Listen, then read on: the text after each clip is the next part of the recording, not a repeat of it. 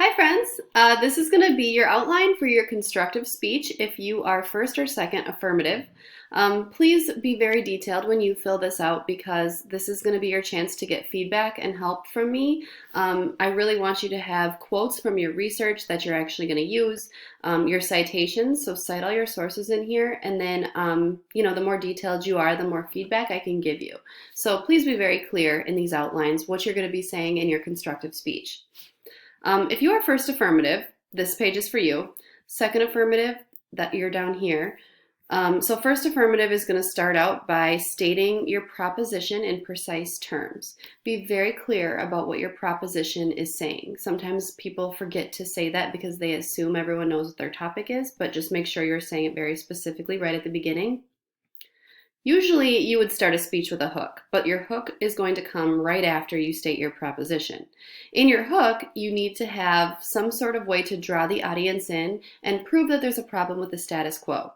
So maybe you want to start with some sort of like emotional story. If your topic is the drinking age, maybe you want to talk about something from your research that you found that really drew you in and really grabbed your attention. And right away, you want to prove to the audience that this is going to be about how the status quo is wrong and change is necessary. Thirdly, first affirmative is going to define terms that may be unclear. You've probably already met with the negative and agreed, I guess, on terms. But even if your topic is something like high schools don't prepare students well enough for college, college might be a term that you need to define, even if it's as simple as that, because when you're talking about college, are you talking about just four-year schools? Are you talking about trade schools, technical schools? So any words that could be unclear, please define them here. Next, you're going to be thinking about your two main reasons why there is a problem with the current status quo from your proposition. So you need to have two main points, kind of like when you write an essay. And then you're going to use statistics, facts, details, examples, expert testimonies, anecdotal information, quotations or illustrations. Obviously, you probably can't use all those because you probably don't have enough time, but as many of these as you can in your main points to really prove that there is a problem. You want to be as detailed as you can. These two reasons prove that there is a problem with the status quo. Use these things to back up what you're saying. By the end of your constructive speech, first affirmative, you're going to summarize what your two main points were once again.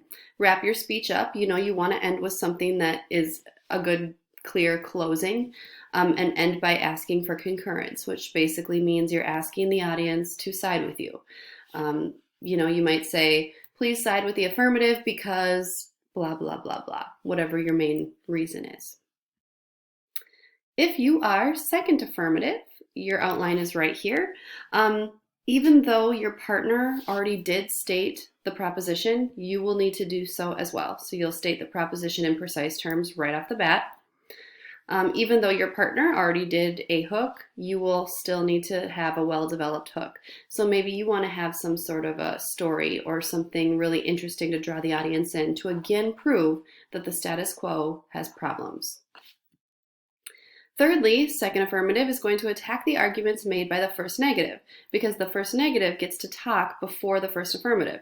So you heard the first negative say some things that you're probably going to want to attack a little bit. They probably brought up some points that you're able to attack. So as they're speaking, you want to write some things down that you can mention in your constructive speech, that you can kind of attack them right away and prove that they're wrong in some things right off the bat.